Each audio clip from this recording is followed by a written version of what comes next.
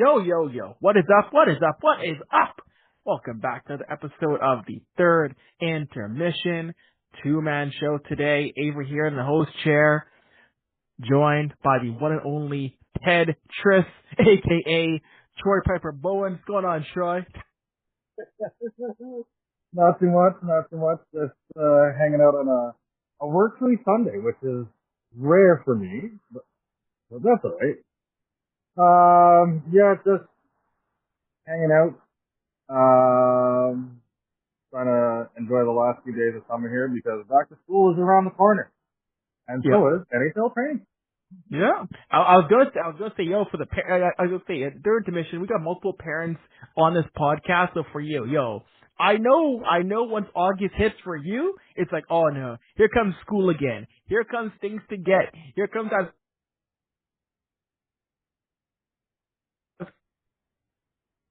pretty soon here. Oh man, but hey, you know what? It How is about you, August. Avery? How are you this weekend? You know what? A rare quiet weekend. A rare weekend I got to just relax and chill for once. I got to go to, for those of you who don't know, I got to go to Kerry West, which is the Edmonton version of Carabana. That's right. We got our own thing over here as well too. Yeah. Yeah, we got our, yeah, that's the thing. People may not know. People listen to Third Intermission. They may not know that every major city in Canada has their own version of Carabana. There's one in Edmonton. There's one in Vancouver. There's one in Montreal. Everybody in the country got their own version of Bana.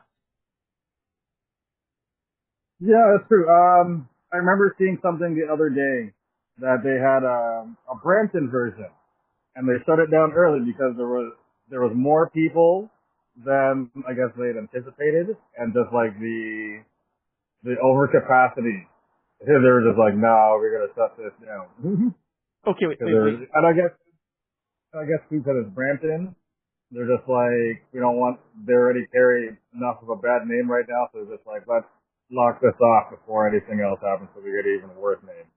Well, hold on. Brampton wasn't prepared. Now, if it was Brantford, I get it. Come on, Brampton. Come on. Yeah, come on, Brampton, get your things together. Yo, come on, Brampton. You got enough people in that area who want to go have a good time. You got enough people who are West Indian from all backgrounds in that city to not be prepared. Come on, what are you doing, Brampton? Yeah, fix up. That's wild. That is wild. But in the hockey world, even though it's quiet, today on I'm taping is an anniversary that literally reshaped hockey for generations. It is the 38th anniversary of the Wayne Gretzky to LA trade, a deal that, depending on who you ask, was more of a sale than a trade because Pierre Pocklington, for money, was hurting. As the deal went down, Gretzky, McSorley, and Mike Krushelnyski to LA for picks, Jimmy Carson. And those picks turned into Martin Jelna, also Joe Murphy came in that deal to Edmonton. And it was one that people, if you're too young, if you don't know about it, Gretzky to LA changed hockey in terms of expansion, in terms of hockey growth in California. And Edmonton in return won with a younger core led by Mark Messier. So Troy, I know you're one of the older members of the podcast. What do you remember about August 9th, 88, and Gretzky being dealt to the Kings?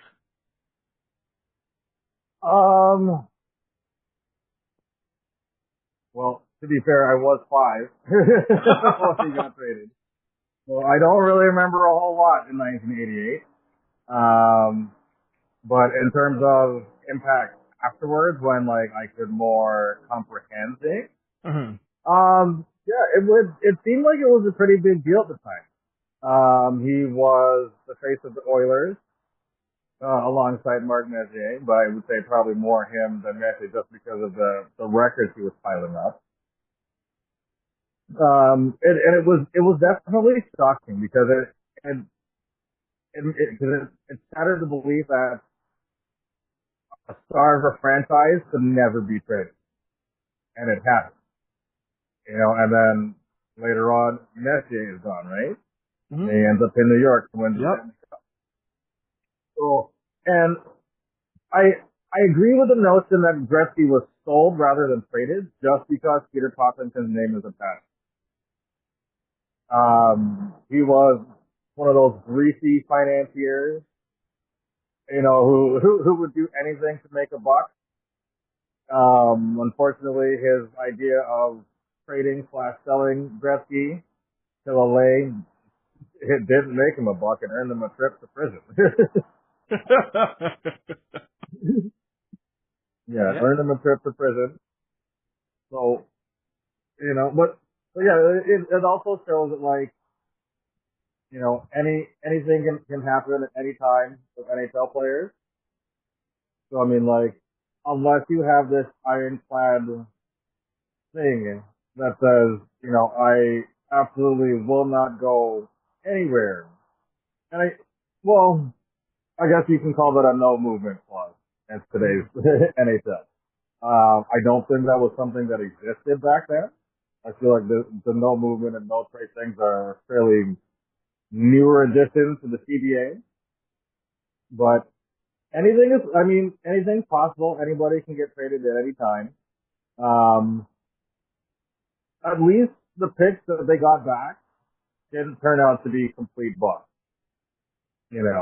Most people would probably think that trading a guy of Wayne Gretzky's caliber would mean ultimate doom for the franchise and holding, moving, things like that. But Edmonton still goes strong. Various teams, various competitive teams and various non-competitive teams over the years, but they're still a franchise. Can't say the same thing for the Atlanta Thrashers. Yeah, no, they're still a franchise, and that's the thing is that, with that deal, I think people who got into hockey back then, they didn't realize just how big Gretzky did from Edmonton to LA truly was, because I mentioned how hockey became, at the time, more mainstream in California. People don't know that people saw the investment of what could come with also San Jose entering the NHL, Anaheim, so on and so forth. Nashville, Vegas, Atlanta. Even though Atlanta, went away, they kind of could be coming back pretty soon. People still saw the viability to an extent of hockey in Sunbelt markets on what that could be. Of course, other markets like Dallas, Phoenix, and one thing too that impacted hockey in California that you saw a lot more kids, Troy, in those areas playing hockey, wanting to be like a Wayne Gretzky, like other players like who played on the Kings at that time. And that really brought relevance to the Kings team, which, the Kings had in that era, a couple of years earlier, Marcel Dion, you still had Bernie Nichols, you still had Luc Robitaille. That turned the LA Kings into being a major mainstream brand, not just for hockey, but for sports in general, because in that era, Troy, you saw a lot of people wanting to wear a Kings silver and black jersey. That was really one of the first hockey jerseys people wore, not just to go to a hockey game, but they really wore as a fashion statement in that era as well. Agreed. Gretzky going to LA definitely put more eyes on the team and on the state of California in general. A lot of people probably figured, hockey wasn't going to work because it's in a state where it doesn't snow. It's probably more rain than anything. So they weren't really sure how that was going to work. And then I don't know if you remember that Gretzky being in LA because he started. Not to say that hockey wasn't popular, but because such a name like Gretzky went to LA, it turned more eyes on the sport. And then on top of it too, roller hockey league and expanding and exploding. Yep. Something that you wouldn't really see in California because normally you see people going for casual skates on the boardwalk, this and that, but never full on league. And Gretzky should have some credit in that, in the explosion of inline hockey in that state. So regardless of what you think about him as a person right now, back then when he was still a decent human being, he helped bring more eyes to the sport. He was, how do I say this? He, at that time, the eyes that they were trying to bring to the sport is basically what they're trying to do now.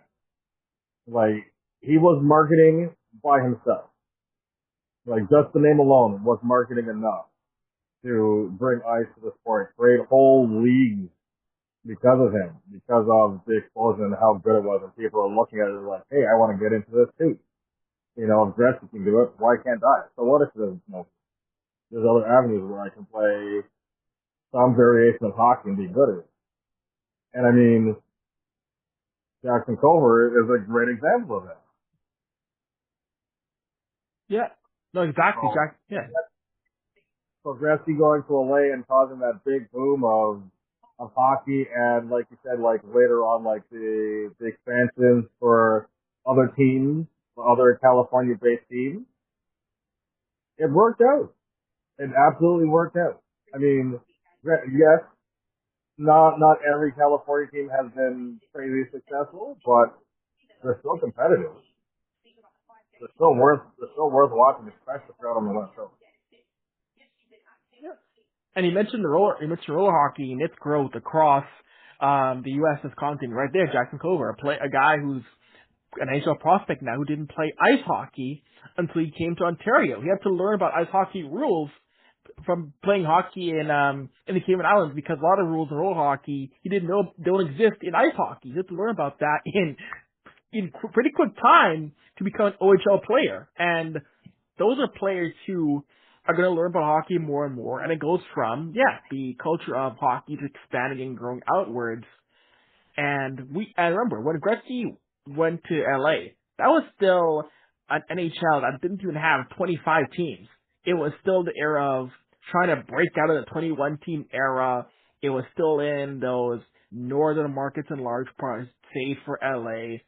And people saw that growth and said, you know what, let's just try to see if we can grow the game beyond this one California market and see what happens. And you're also seeing too now, Troy, is that those kids in NHL, I mean, the Leafs have two examples of that growth on their roster: Matthew Nyes and Austin Matthews, kids from Arizona, who via the Coyotes, via expansion, gone to hockey. You're seeing more kids playing hockey who are at the highest levels in NHL, the P-Dub, CHL, NCAA, who are from these markets that 30, 40 years ago you would never see playing high-level hockey. Kids from Arizona, California, Texas. We've got kids from Mason Lohrei is from Louisiana. He's from Louisiana in the NHL. That would never happen 40 years ago. No, definitely no. But it's nice to see the progress that's been made. It definitely set hockey in the right direction.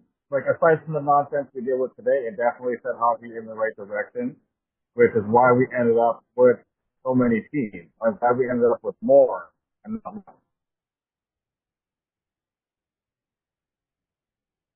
Because, I mean, if you're going to be called a National Hockey League, you got to have representation across the United States and Canada. You can't just leave one major state out of it. No, exactly. And you're seeing, I looked before I visited hockey, in terms of their youth growth, and the states that are growing in terms of hockey involvement, it's not your Michigans, it's not your Minnesotas, it's all those deep south states or Sunbelt markets where you're seeing these massive jumps in kids who are playing hockey and who are advancing. Because you're gonna see more Austin Matthews. You're gonna see more of these kids who are in the desert who play hockey, who are growing. We're talking about the World Cup of hockey, and we talk about how Olympic hockey. I know Dave has always talked about one day it'll be so cool to see Team Jamaica, Team West Indies. I think we've talked about on the show before one day, and that growth, and the kids from the diaspora who are getting into hockey now. I firmly believe, I've said before, World Cup of Hockey, we are at a place now where why not have a Team West Indies? There's enough kids, there's enough players who have a West Indian heritage, who got into hockey, who you can make it happen. Why not? There's enough kids, enough players who are competent enough, who are skilled enough that that team won't get blown out. So here's my thought process on that. Mm-hmm. The World Cup of Hockey, they're doing that again, yes? Yes, they are. Perfect 2028. time to add a team. No? Wouldn't that be the perfect time to have a team like that? How do you call the World Cup of Hockey and, ignore the Caribbean people? Yeah. Come on now, make it happen. No.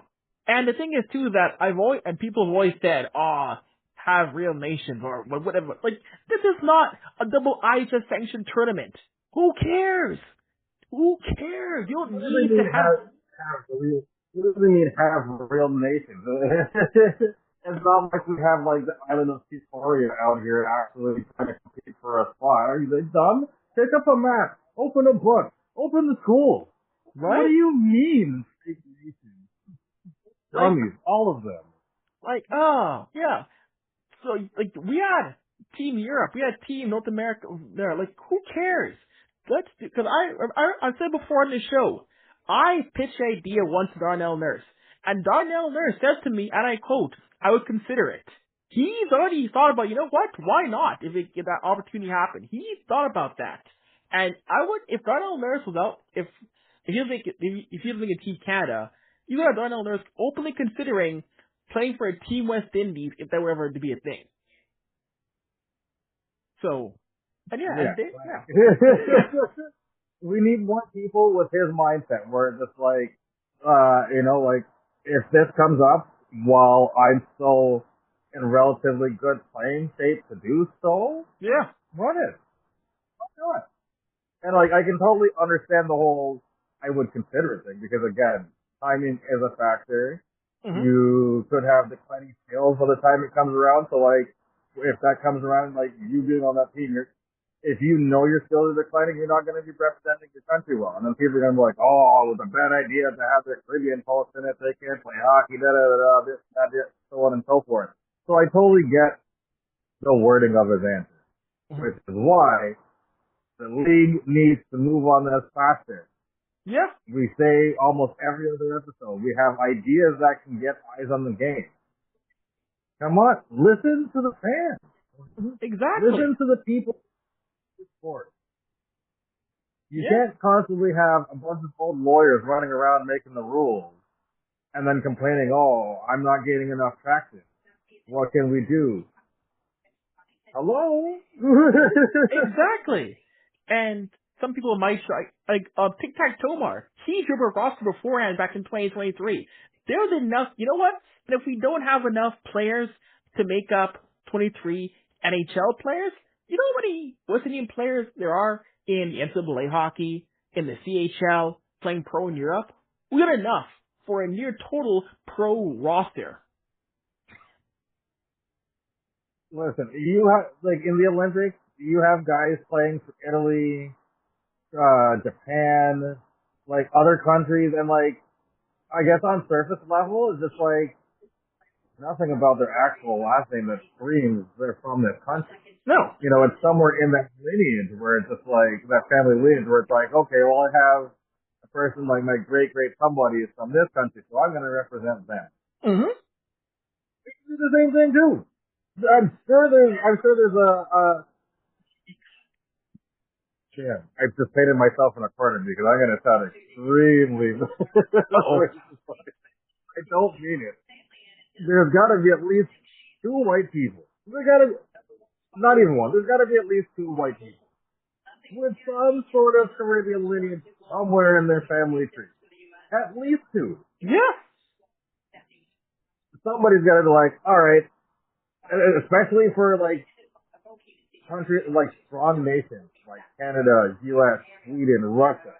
Those teams are hard to make because all those like some countries like those can make at least 3 teams.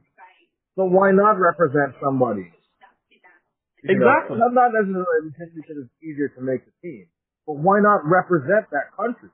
Yeah. Show people where you're from, where it's just like, I'm not just Canadian and my background, and this is fully who I represent. Embrace your family tree. Embrace your ethnicity. Yeah. No, I agree with you.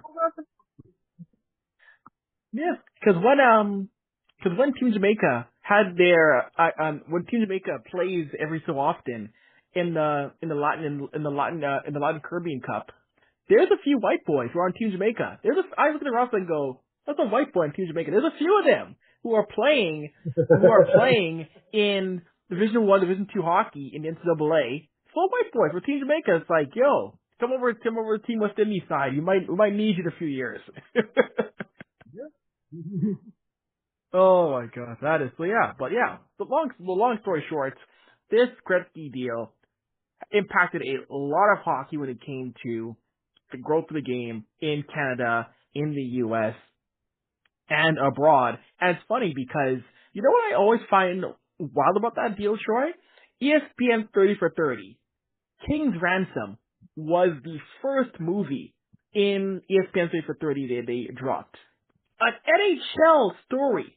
The first ESPN 30 for 30 movie that dropped. That's always been wild to me, considering when that dropped in 2009, ESPN didn't have NHL rights. So, it goes to show how impactful that trade was when a US network said, you know what our first movie's gonna be? A hockey one. Yeah. And you would think after doing that first one, and then, they would do more. It took them a while to get back into hockey after that. Mm-hmm. And it still kind of shows today that, some parts of ESPN hockey coverage definitely needs a lot of work in big 2026. But, yeah, I mean, ESPN definitely did their part in terms of highlighting Gretzky trade. And while it is surprising for that network to do that, I'm glad they did. Because, I mean, like you said, it put a spotlight on Gretzky, Washington, the Kings, and the Oilers. Things that people probably weren't in tune or paying attention to when that happened. And I'm sure there's a lot of hockey heads around that time where we're just like, I want to know the inside workings of this and how did this come about the way it did. And I think ESPN did a good enough coverage of that to highlight that and turn it into a show. And off the success of that, they were able to do a multitude of 30 for 30 documentaries. Mm-hmm. Yeah, exactly. And I would love to see them do more NHL stuff. I would love to see, and you mentioned the coverage, Troy. I think there's an appetite for, in some ways, spin off and do separate ones based on just sports alone, because there's so many NHL stories over 100 years. I would love to see them go even more in depth on that you only touch on at the surface level, Troy. Yeah. And, sorry to fill out. Sometimes the Zoom thing fills up and I keep this plugged in. Like having more in-depth investigative things, it definitely helps from an outsider's perspective to keep see what kind of things kind of happen and how they come about. So again, it's nice to see things like that. Hopefully they keep growing, and I'd like to see more stories. I mean, I find a lot of their 30 for 30 have become more about more obscure things. Mm-hmm. Like obviously they'll do like their NFL, their NBA, their boxing, this, that, whatever, the occasional wrestling. But I don't really think you can call yourself a worldwide leader in sports when the only major hockey one that stands out happens to be your very first episode. Mm-hmm. Exactly.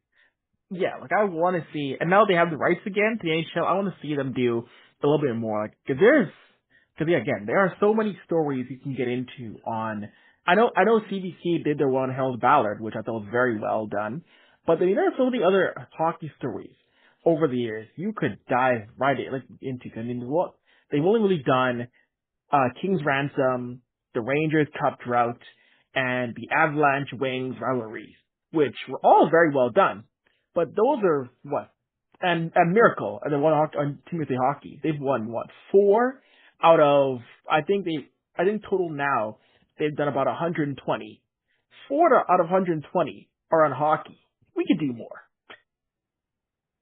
Oh, absolutely. Yeah. That many episodes and he only has 4? Come on.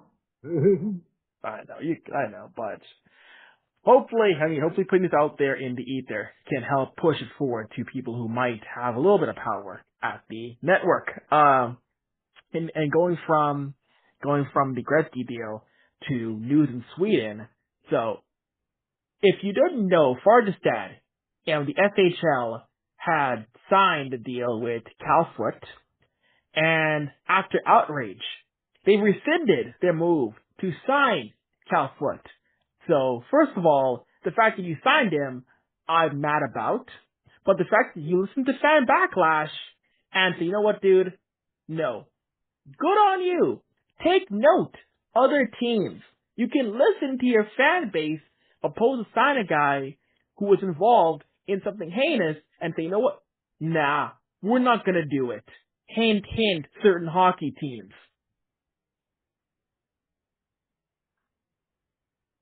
You know, I am thoroughly impressed, and I will applaud the team. Hold on, what was her name again? Färjestad. Färjestad, yes. Big ups to Färjestad for, you know what, saying, I hear the outrage, let's do the homework. Oh, this MFer did this? Alright. Peace out. Sorry, we can't have none of this. Like, I guess that club has decided, you know what, our fans come first, and because of the things that follow Mr. Foot around,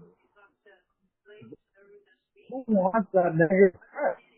Because that's gonna just, like, let's say Färjestad goes on to do something absolutely tremendous this year. Mm-hmm. All of that is going to take a back seat because Cal Foote is on your team. That is all everyone and anyone is going to talk about. Yeah. You don't need that kind of distraction because after every game, who's on, like, I don't know how their post-game media sessions work, but I can't imagine having to sit there after every game answering questions about Cal Foote and why was he signed, what kind of person is he now, this, that, the third, yada, yada, yada, rate. No, Swedish Elite League said none of that. Said him gone. No. Which is good. And I feel like any pro team in any league who currently has one or is thinking of signing any of these particular players should follow suit and be like, bye-bye. Like, they should take the stance of, yes, you were acquitted, but that they still need to offer that mindset of, that doesn't mean you weren't guilty. I think having these players on your roster sends the wrong message to the organization, the fans, and more specifically women who follow the sport.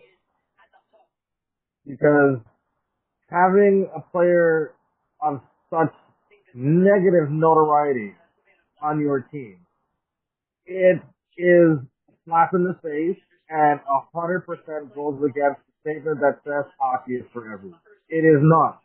Because if you're employing these type of people because they're a name, forget about it.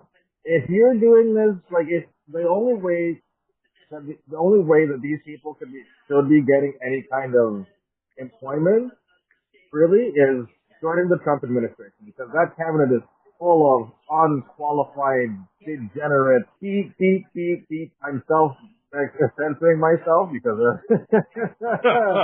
yeah, Yep. we know what all those beefs are. Mm-hmm. Unqualified, uneducated pieces of you know what. That's the only place they fit it. Yeah. And Other than that, yeah.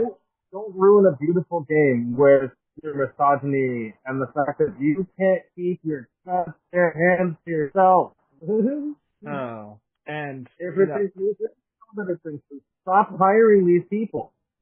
There's no way that you can't tell me that there isn't a better player that can take that person's spot that doesn't have trouble follow them around. and it's a thing in which, again, you said it, Troy. Yes, they was acquitted, but again, if you know, like I said, if you know how the Canadian law works, there was a level of misconduct towards EM, and also, no company, part of that is a private business. There's no right for Cal Foote to work in hockey. There's no right. There's no God-given right for Färjestad to give him a job. I understand, yes, they went back on it, but again, there was a way for them clearly to rescind that contract. And all these guys, they should work in hockey. Again, there's no right for a private entities to hire these guys. If they don't want to, they can take back certain things clearly, or they can not offer deals. So, I'm just glad the Färjestad listened and said, nope, we cannot do this. Yeah, for me, like Färjestad, they treat it like a probationary period when you start a new job, where you can get fired without reason within that time frame. And I'm glad that they decided, you know what, we put you on probation. All right, now we know more and more details, and because of the negativity that follows you anywhere, and to the best of my knowledge, I've never been there, but my understanding is that Sweden is a peaceful country. You're going to disrupt that peace by having somebody of that come into your league? Mm-mm. No, No. no, go play your trade in the beer league where nobody knows you. You're talking about a culture in which post-game, they had an interview, they had an official on certain calls on television and asked him, why did you make that call? This kind of culture we're talking about, where the officials get on TV to defend their calls. Do you think Cal Foote would have been good? Nah, sir. Nah. They don't mess around over there at that. Yeah. I'm Like sorry. imagine having to defend foreplay from a guy, and on top of it having to answer questions about him off the ice. Like those coaches are gonna go. You're gonna see them start growing gray hairs literally in those press conferences because of the stress of having to answer these questions. Yeah. They're just like the only thing I want to be stressed about is putting together something from IKEA. Leave us alone. No, like, I don't want to deal with that. I don't want to deal with that stress. And we already saw some guys went to the KHL because it's clear in the KHL they don't care about that stuff. So he's probably going to try and get a deal with Russia because they showed before they don't care about that. Like if you gotta keep going to different places around the world to find employment because of your legal history, it's time to hang them up. Yeah. I'm sure there's a McDonald's or a Wendy's or a Burger King, somebody that's hiring. Put the fries in the bag, bro. Your career's done.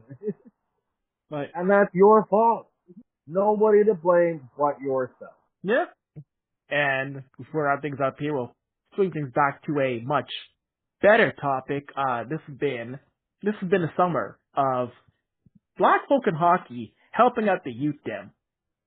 Be it the Black Hockey Summit, be it HA Summerfest, be it Soria Tinker and Company going out over to Jamaica and helping things out with the WCHC.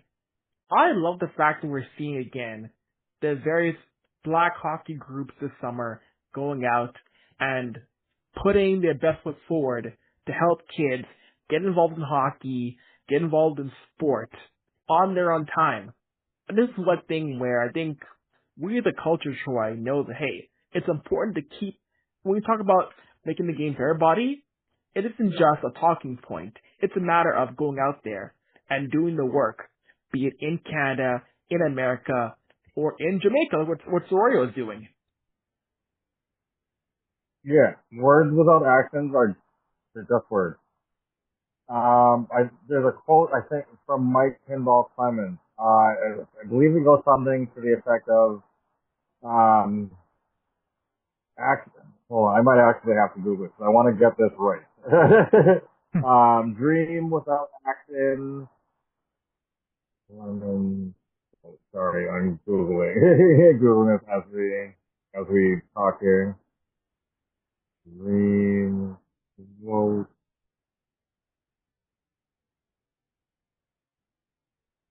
Vision without action is a daydream. Action without vision is a nightmare. Sorry, that's the word. That's the statement I'm looking for from Mike Kimball Clemens. There you go. And I think that applies. I think that absolutely 100% applies here.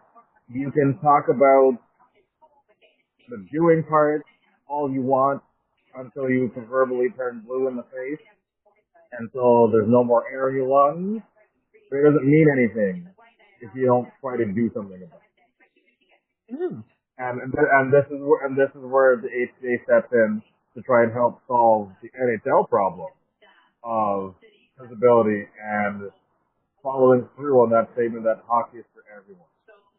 The HCA and the various clubs that are involved in, in the community, helping, children and people of all ages, colors, walks of life enjoy the quality of life and sports is, like, the work that they're doing is amazing.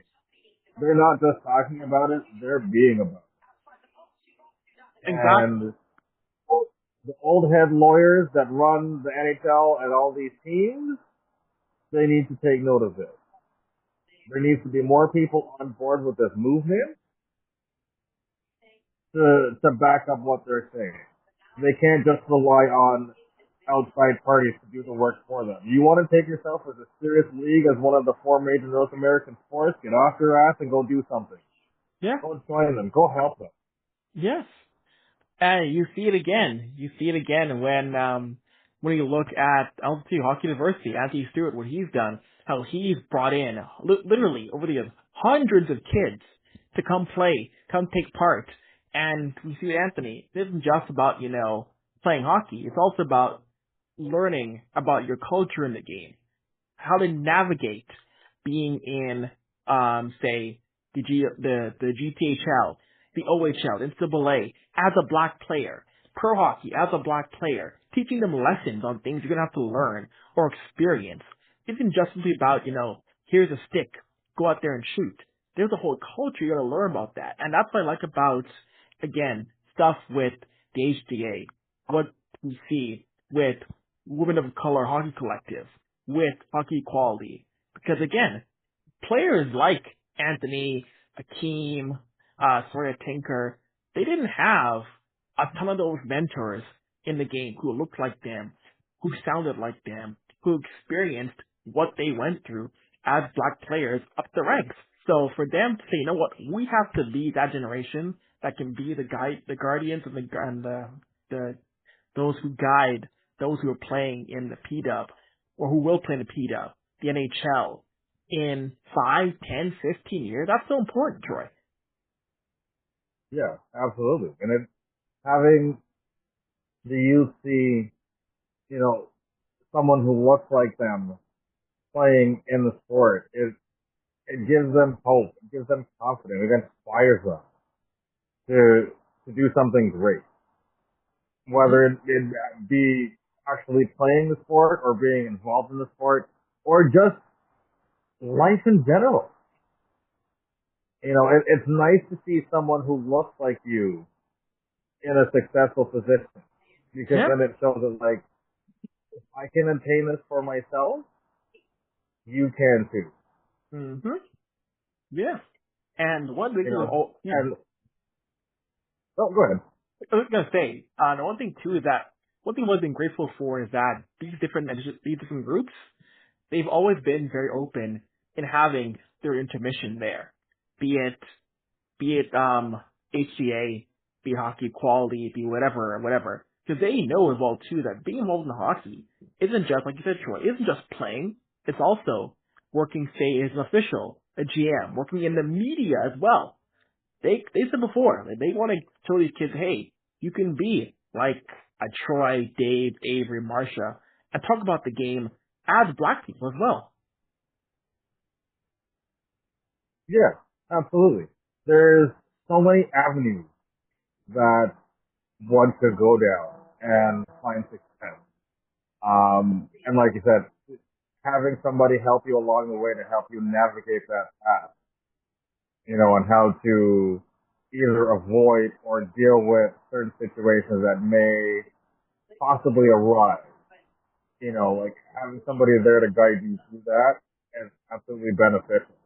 Mm-hmm. And it gives hope to current, future, current and future generations that, there is a place for you, Yeah. And we're willing to help you get there. Like, it Exactly. can't just be the same old faces running things. Like, us as people of color, we have ideas too, and it's about time that we get hurt. Mm-hmm. Yeah, it We're is. capable of running. We're capable of management positions. We're capable of making major decisions. You Mm-hmm. just need to give us that opportunity to do it. Yeah. Like, look at what Mike Greer's done in San Jose. That's a one big example right there from a guy with tons of playing experience. People thought, because we've seen various other former NHL players go into differing management or coaching positions and fail spectacularly, like Gretzky in Phoenix, you know, the Isa plan in Detroit, the Canada plan in Toronto. All of them went bad. Mike Greer, I think he's been in San Jose, what, three seasons now? Yep. And at least, I think the first season he was there, I think maybe even, if that, I would say maybe the first half of that season was bad. Everything has gone up from there. And now San Jose is one of those California teams that is on everybody's radar. San Jose is the place that people want to go now because of the things that Mike Greer is doing.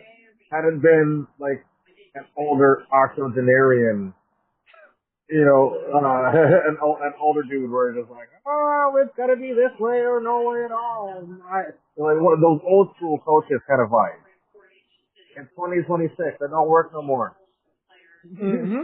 No. Like the things that worked for you in the 60s, 70s, and 80s does not work in today's game. The game has changed way too much to be using those tactics and systems. You need fresh ideas, fresh plans, new thought processes. Mike Greer brings that to San Jose, and that's why it's the place to go now. No, exactly. And we want to see more of that. And, I got an interview coming up. I did an interview at the HCA Gala, so I'll post this week here with Joel Ward. And Joel Ward, look at him, behind the bench in Vegas, now the head coach of the Henderson Silver Knights. And talking to Joel at the HCA after party, Joel understands what that means to now be a head coach as a person of color in hockey and what that's going to do. And he's honored to be entrusted with being that voice, help get guys to the next level. And I hope we see more guys like Joel who get those opportunities, who get to coach. I mean, we've had on Jason Payne before and coached in the ECHL. And I look at that, I think to myself, what's also cool is that groups like Hockey Equality, the Women's Collective, and HJ is that it isn't just one player, it isn't just two players. Almost the entire throng of players of these groups come to help out, to say, what can I do? How can I be of assistance? And that's how you're going to grow, is that when you get that player and then their teammates, the alumni, because the HJ event, it was so cool to be there. And again, be around guys like Wayne, get a chance to meet Nazem Kadri, get to meet Marshawn Lynch, get to meet all those people. and feel like, hey, we want you here. We're here because, hey, we see the vision to push the game forward in ways that people didn't consider. Even just, and remember, all these, in large part, these groups came out of what happened in 2020. And it stemmed from just simply talking about it to making things happen. And for years, people just said, oh, it'll be nice if things change. It'll be cool if things change. But now we're seeing it actually come into motion, and we're seeing the actual results. I mean, it is going to be easy. There's a lot of work to be done, but the fact that, there's something being put into motion, things are changing. Things that we're starting to see progress now, Troy. As long as there's progress, forward progress, I'm happy. Mm-hmm. Like you just said, things won't happen overnight. We would love to see things happen as quick as you could tap your finger or you can blink. But I guess I don't even know who said this, but the saying goes, Rome wasn't built overnight. You got to put in the work. There's going to be long, hard, grinding hours. There's going to be lots of no's, barely any yeses. But you've got to prove that this is worth fighting for. And I think what the Third Intermission podcast is doing, what the Hockey Diversity Alliance is doing, what Black Girls Hockey Club is doing, what Women of Color is doing, we're all on that path. Mm-hmm. And I think as long as we have that confidence and ability in ourselves that we can make enough noise to change the game to the way that, it shows that the work that we've done wasn't for naught. I think it's a good first step. Absolutely. I would love to see all of us succeed. My hope and goal, I wouldn't say a full takeover, but as close to a takeover as we can get. Mm-hmm. Because there's too much talent sitting by the wayside for us to continuously be ignored. Yeah. Way too much talent. Way. And a great example is that going to the HDA event, meeting people at the HDA after party, and being on the red carpet, and being asked, who you guys are, just talking on the media who had not met yet, and them asking, who do you guys work for, or who do you work for, and it felt good because I said to a few of the media guys, I'm with Third Intermission, and the first response was, I know that show. Well, I've heard that show. The fact that they knew immediately is like, that's progress. There are people that we don't know, we have not met yet, and to them to say not, where'd that show air, to I know that show, I've heard that show, that's something. Yeah, I mean, sometimes the best way to get things started is word of mouth. And if people that we haven't met yet know about us and what we do, and Dave, I know you're listening to this. Keep this going. Yep. I know you've had your doubts, my man. Don't quit. We've started to lay the groundwork. We just got to keep building that foundation so we get to where we need to be. Mm-hmm. HCA, same thing. Black Girls Hockey Club. All these groups that are trying to make a difference. Don't stop. Nope. Keep it pushing. Yeah. You can do this. Because again, we've talked many times before after interrupting. We've talked many times privately off air about listen. I said before to you guys and Dave, there are so many people in the hockey world. There are numerous NHLers who know what we do and are inviting us to these events. It's not a question anymore of show who you are, prove yourself. It's now, hey, you want to come to this event? Of course, instantly. How many of you guys are coming? No questions asked. Yep, you're good. You're good. That's huge. Yeah, and the fact that we're being recognized even in curling circles. Mm-hmm. Through Marsha. You know, we're starting. A lot of, I guess, some people might think we're just a hockey podcast. For the most part, yes, but we're not dumb, deaf, and blind to the other sports and the things that happen in them. But you know, like we started this for a mission to be a voice for those who aren't seen, who people are purposely ignoring. Mm-hmm. And I know for myself, I know I jumped in on this project, I guess, kind of late, but I'm happy that I'm a part of it. You know, I'm happy that I met you guys through Mr. Stick, shout out Jordan Hales. Yes. I'm happy that we've made such huge strides. Yeah. I would love to see this keep going. Mm-hmm. I want to see everybody who's put in, who's put in the work, regardless of what group you affiliate with, the groups and people, individuals who have put in the work. You know, we're all making tremendous strides. Yeah. We are doing our part to be seen and be heard. Mm-hmm. I love that for us. Yeah. I mean, I almost forgot, but remember, 2024, Sebastian and Dave went to Pittsburgh with Black Dog Hockey Club with Renee S. I almost forgot about that. Yeah, and like when time and funds allows, yeah, we'll travel. Yeah. We'll go places. Yeah. I almost forgot. Yeah. Yeah, because again, it's with all the controversy, I guess, we're kind of like hockey's version of CM Punk, where the voice is a voiceless.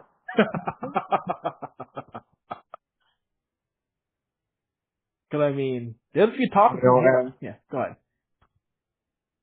I'm proud to be a representative for the voice of the voiceless, because the more we speak, the more we encourage other people to find their voice and talk that talk and be about it like we are.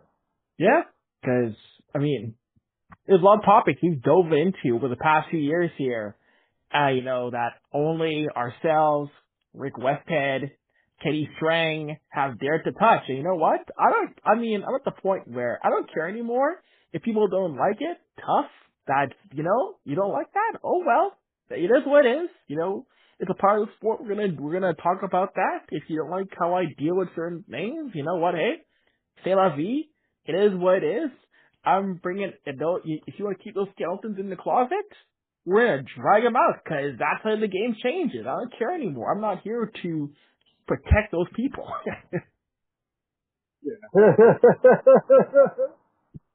Yeah, we're done keeping things under the rug. We're lifting that rug up and we're moving that dirt.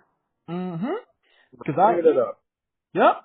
Because there have been, I remember someone once told me how, someone told me how your show is protected because the fact that you guys and Marsha, you guys hit on some real issues, and you guys still have access to go into PW rooms and NHL rooms, and ain't no one said anything to you yet. You guys have the juice. They're saying how, because you want to come for us? All right, it is what it is. But no, I still got my access. Marsha has hers still for the Scepters and PWHL. All right. So let's keep it rolling. Exactly. Anyways, with that being said, we got into a lot of good stuff tonight on a summer day. But that being said, for Troy, I'm Avery. Thank you once again for allowing us to grace the space in between your head top. In the meantime, drink your water, mind your business, and like Troy just threw up there, deuces. Later.